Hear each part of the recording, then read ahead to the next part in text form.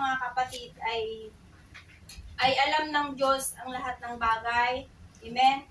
Alam ng Panginoon ang lahat ng ating ginagawa, ang ating sinasabi, ang ating iniisip. Amen?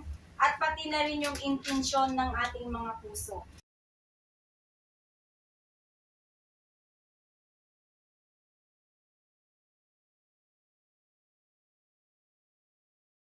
Amen. So alam ng Diyos ang lahat na walang maitatago sa Kanya. Amen. Ano man yung ginagawa po natin, mabuti man, nakagawa man tayo ng masama, alam ng Panginoon. Amen. Alam ng Panginoong Diyos yung nilalaman ng ating mga puso. Alam ng Panginoon yung mga plans natin sa ating mga buhay. Alam ng Panginoon. Amen. So knowing that God knows, so ano po yung dapat na gawin po natin para maging epektibo tayo?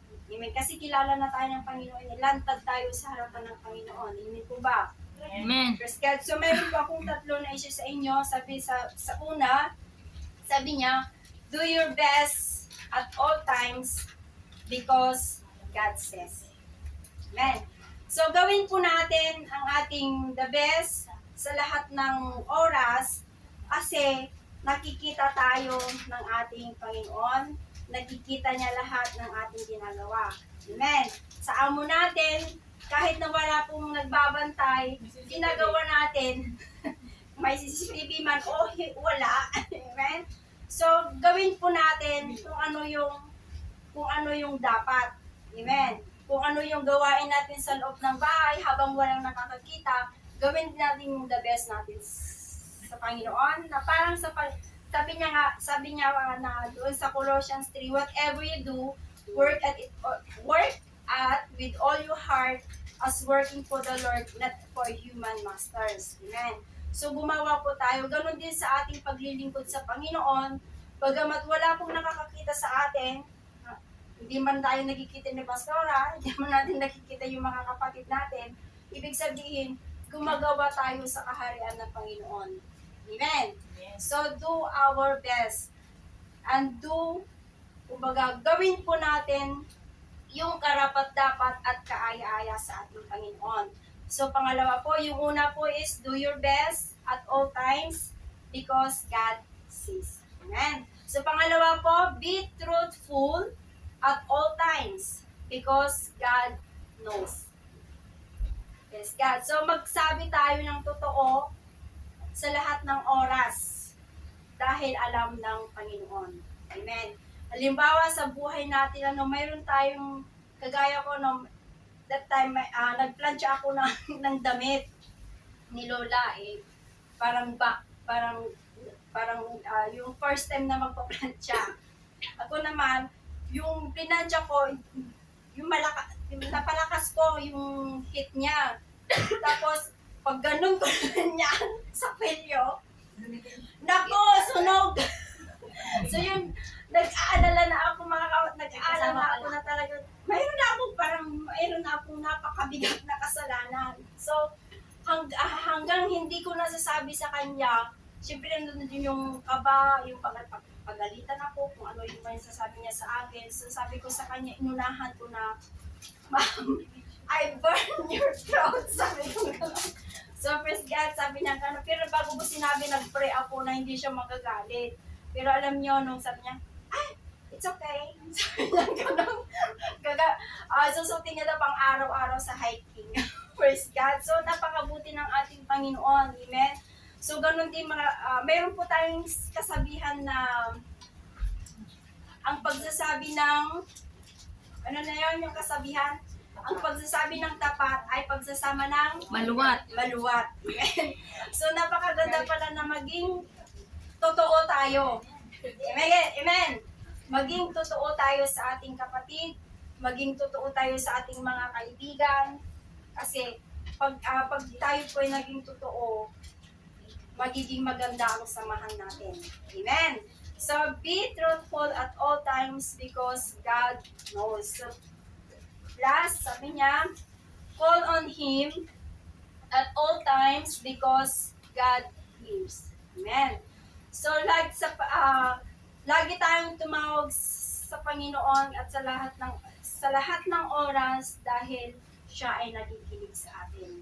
Amen. Amen. So may mga panahon na minsan pakiramdam natin ay wala na tayong malalapitan. Amen.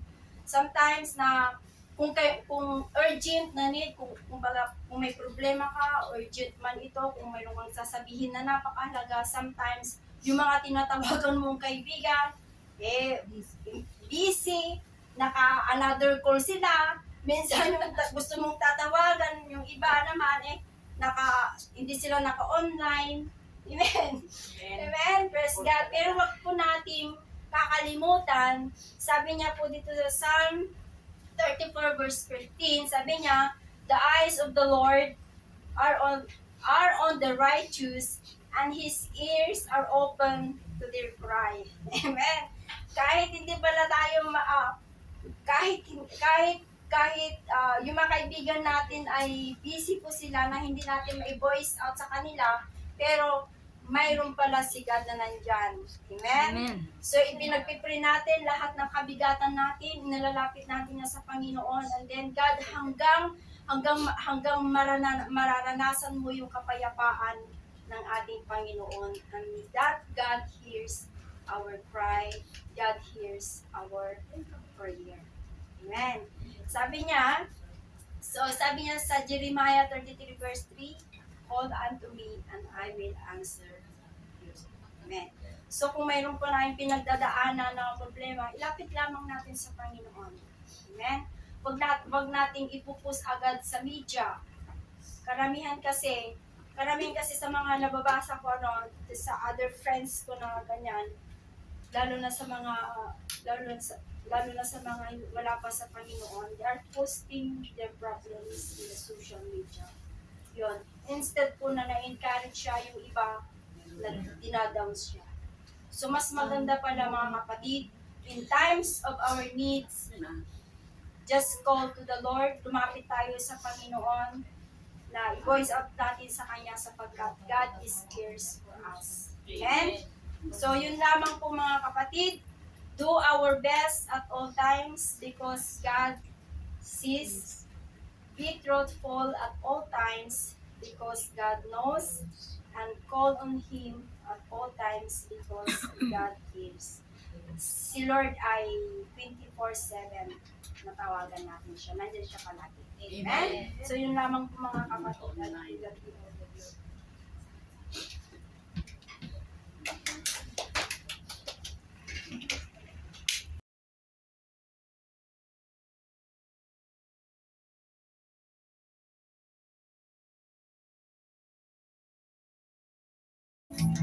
Pinagpalang po tayo lahat. Okay! Nakasama tayo. Ano mga yan?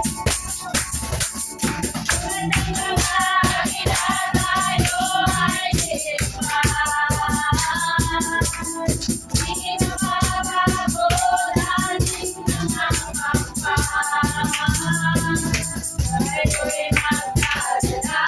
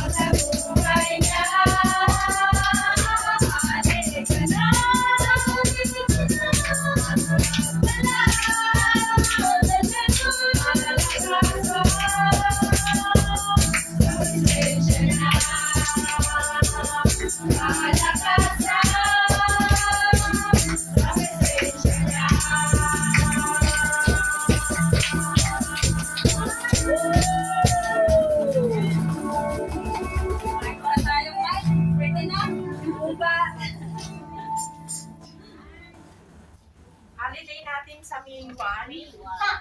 Sino ang lalabas? Labas ko yung Monday. Napakabuti po ninyo sa aming mga buhay. O God, salamat sa inyong biyaya sa amin sa oras po na ito. At kami po, Panginoon, ay nagpapakumbaba, Panginoon, upang patuloy ka namin itaas sa aming mga buhay. O God, Lord, we give you praise, O God. We give you glory. We give you honor. For you are worthy to be praised, O God, in our lives. Salamat po ng marami. Kanina pa lang, Panginoon, ay we can feel, O God, your presence in our midst at patuloy, Ama, na ina-acknowledge namin, O God, na sa mga oras na ito, sa pag-aaral namin ng inyong mga salita, O God, hide me under the shadow of your wings, O God, ikaw ang makita, ikaw ang magiging, ikaw, Panginoon, ang patuloy na magsalita, Panginoon, through your servant, O God, sapagkat kung wala ka, ay wala po akong magagawa, kaya hayaan mo, Panginoon, na bawat salita na gusto mong ipahayag, O God, sa umagang ito, O God, Lord, help me to expand your word, O God, with love, O God, and with understanding that comes from you, Father God. Salamat po ng marami sa aking mga kapatid na nandito ngayon.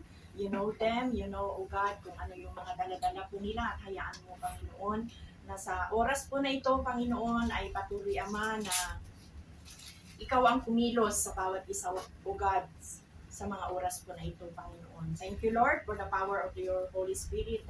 Thank you, Lord Jesus. We give you praise, we give you glory in Jesus' name.